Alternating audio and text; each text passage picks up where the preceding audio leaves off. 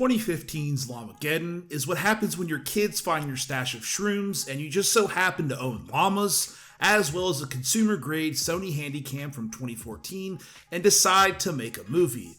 And yes, that was a very long run-on sentence.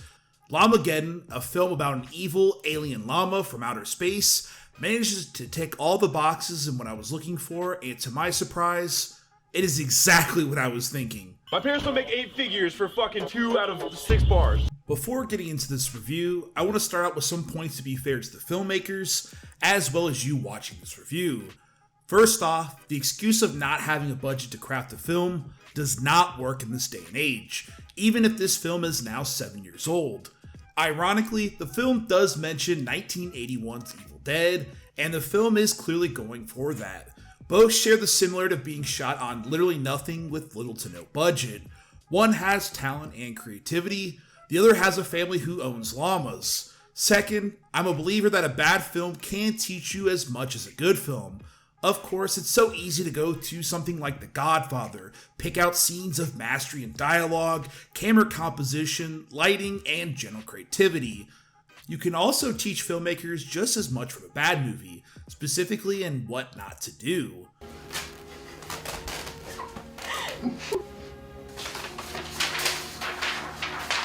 Too bad you will die. So, if Llamageddon has anything going for it, it's that. So, the film starts promising with a neat animated sequence showing the llamas getting to Earth. In all honesty, I know the expense would probably be too much, but if the film was done this way or even in a short, it might be vastly more interesting than what we got. The animation is cut by transitions into 2 stock footage clips of the sky before showing the spaceship surrounded by fire made by somebody's uncle. Immediately, the film's biggest misstep is the quick reveal of the llama with its back turned to us. Hey, I get it, the film is about an evil alien llama, but films with as silly as premises still have unique or creative ways to reveal their villain. Not here though. We then are showed a couple who are having a nice conversation, and this sort of back and forth is actually the best the movie has to offer. Looks like it's about to rain. Yep. And the Oscar goes to... So, be prepared for what is to come. The llama's observing them before eventually stalking them and killing them in the middle of the night. We cut to a helicopter observing the spaceship with a group of scientists before a man gets out and has the briefest scene in probably movie history, equipped with sensational ADR. My God. This is totally believable. Bag him and get him back to base. He then flies away, so not really sure what his purpose was in this scene. My God. Finally, we get to meet our main characters. Floyd and Mel, who are brother and sister, are attending their grandparents' funeral. The couple seen in the beginning of the movie that were murdered are the kids' grandparents. So somebody certainly needs some explaining here. The two are arguing and bickering before we get an intercut of their dad having sex. This whole scene is basically what you can expect from the movie going forward. The kids, with their mom, go to their grandparents' house to watch over it, I guess. We then have this awkward back and forth with the camera zoomed in uncomfortably on their faces, with the actors acting to the camera for what feels like forever. You said you wouldn't tell anyone! Oh, honey, I'm sorry. Eventually, we are told the kids aren't allowed to have any parties, but Mel, against her brother's wishes, decides to bring over all of her friends. I'm calling Mark. Hey, what's up? Who the fuck is Mark? We then cut back to the advanced spaceship to see a group of, I'm guessing, scientists wearing plain button-ups from Kohl's as they drool over the possibility of the spaceship's advanced technology. I have never seen technology this advanced. This guy then has the balls to use the famous lethal weapon line. I think I'm getting too old for this shit. But thankfully, none of this is important. So let's get back to the bulk of the movie, the party. The movie then cuts to a title of Time Lapse. So we know that from the information before that the party is going to happen that night. And for some reason, instead of just cutting to the party or guests arriving on an establishing shot, we need the title time lapse, but there isn't any mention of how much time passed, so why have it? I think I'm getting too old for this shit. So from here on out, we get plenty of drinking, smoking, partying, and as many characters as this group of people know, so we can film them losing every ounce of their dignity. Here, one of the stoner drunk bros mention Evil Dead. The original Evil Dead? No, man, you can't beat that. As if this film wasn't trying to be ironic. One person even mentions Pluto not being a planet anymore. Just can't believe that Pluto's not a planet anymore. You heard about Pluto? It's messed up, right? Finally, Mel talks to who I call Laxbro. I guess his name is Danny in the movie, but here we're calling him Laxbro. Laxbro's biggest trait throughout the movie is his changing shirt in every single scene he is in. I'm guessing this is potentially an inside joke, as he changes it a reportedly 23 times. At least there's some creativity here. The two talk about someone being a slut, and then decide to dance to slow jazz music in the hallway. Neat. Mel then decides to text her friend who is on the way to the party. The entire time Mel is doing this, she's actually looking off to the side and not at her phone, as if she's looking at the floating text bubble. Her friend eventually faces off with a llama, so I'll give the people behind the movie this. This is probably the most interesting shot in the movie as the llama faces down the car. They could have probably went a step further, making the llama appear a bit bigger, but regardless, I think this shot is pretty decent. The llama then shoots off a firework and kills the chick who is getting the D. Then the guy says this line for some reason. What are you looking at, pleb? This scene is edited by someone who is definitely high and forgot what they were doing. It has like all these jewels all over it. Dude, you need to see it. It's so cool. Dude, what is this? This goofy ass guy decides to give his weed to the llama, who then bites his finger off. Well, sorta. The guy's just kind of folding his hand back, but whatever. The llama then punches his heart out of his chest, and his girlfriend then catches it. The llama then gets on top of her and then punches her back and forth until she dies. Then there's a whole lot of more pointless scenes of people drinking and smoking and playing all kinds of card games. The most interesting thing here is the Laxbro continuously changing his shirt over and over. Thankfully, the movie decided there wasn't enough characters, so they introduced another one, this time Mel's boyfriend, who is thankfully introduced by drinking and driving. Whew. Thank God we had that in the movie. We then get tons of more pointless shots around the grandparents' house, including more people we haven't seen at this point, and random shots including this guy doing diddly to his beer. I have no idea what he's doing, but he's doing something.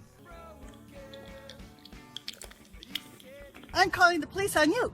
Trent, Mel's boyfriend, is then introduced to Laxbro as they have a lip stare-off and squeeze each other's hand.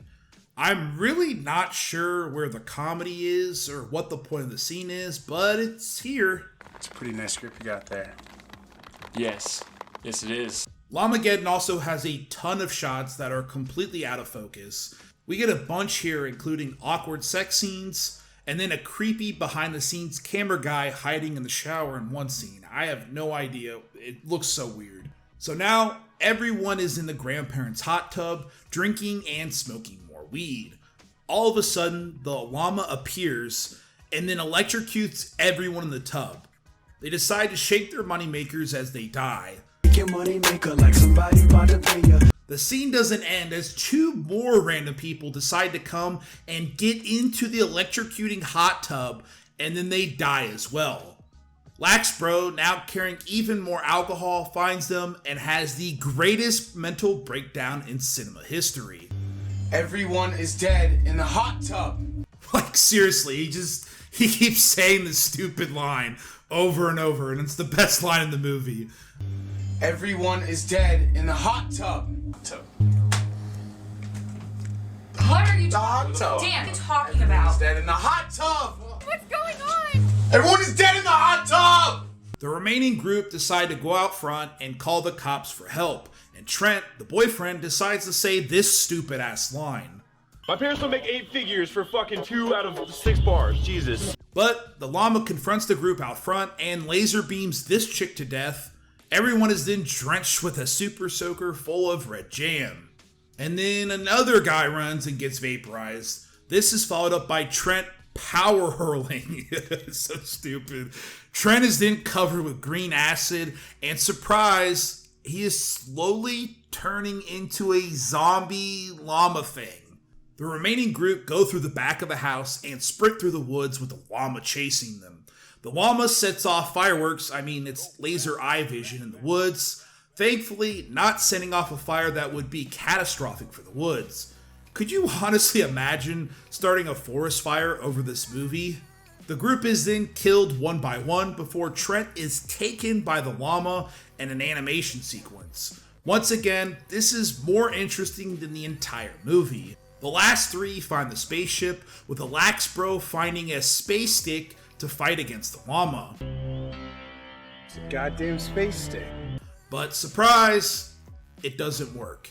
And yes, the Lax Bro is wearing a Captain Kirk t-shirt. Mel and Floyd find a barn to hide in, with Mel mentioning that Grandpa dodged the draft by hiding in this barn. Grandpa showed me last summer. It's one of the tunnels he built to dodge the draft. The grandpa, who might be 40, hid from the US government in a barn that he owned? Huh, that's kind of crafty. Grandpa showed me last summer. It's one of the tunnels he built to dodge the draft. Thankfully, their dad comes to save the day after his sexcapades. He thankfully finds where they are hiding with no source of information, including him licking the goo that turned Trent into a llama. What a dumbass. Damn kids and their laser beams. We then get quite a few scenes of him meandering around this damn barn before finding Trent, who I assumed was dead, birthing little llamas. No! God, please, no! Thankfully, the dad pulls out his trusty shotgun and saves Trent's dignity from birthing more llama eggs. The dad and the llama finally come face to face in the most epic, most intense action sequence you've ever seen on film. The fuck was that? The dad loses his shotgun and has nothing to do but to box the llama before getting his throat bitten and dying. Oh, okay. Mel and Floyd have a tender brother and sister moment, with Floyd forgetting his sister's name. Marissa? Mel. Mel? Not really sure why they kept this in the movie, or if it's some sort of meta joke, but with all the missteps going on, it's hard to make heads or tail of what the joke is and what it isn't. The llama finally comes face to face with our two main characters, but surprise! The dad is alive and decides to grind up the llama, saving Mel and Floyd. The dad finally succumbs to his wounds, letting Mel know that he was his favorite. Mel, I want you to know that you were always my favorite. And the two awkwardly stare up into space as the film ends with an Eminem Slim Shady ripoff in the background. You've just witnessed Llamageddon! And yeah, that's Llamageddon, a film I watched. A movie I have seen with my two eyes. Let me look on you with my own eyes. Report from NASA. They were tracking this, and they believe it to be coming from the Orion Nebula. Everyone is dead in the hot tub. We don't have to. Obviously, it's a spaceship. Just look at it. The movie was a passion project by two Miami film students who compiled a lot of notes and decided to make their own film. Llamageddon is clearly and intentionally a bad movie. The film was pieced together with what was available, including around 30 college students who morphed together this film. The film's writer, James Earl Cox III, is the main character, Floyd.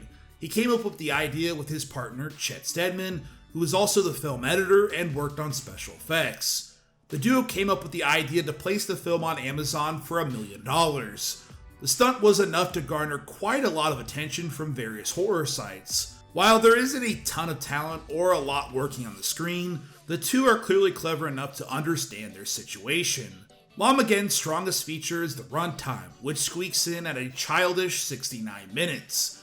They did their best to fit in as much practical effects as possible, including a helicopter and enough blood to satisfy anyone looking to smile.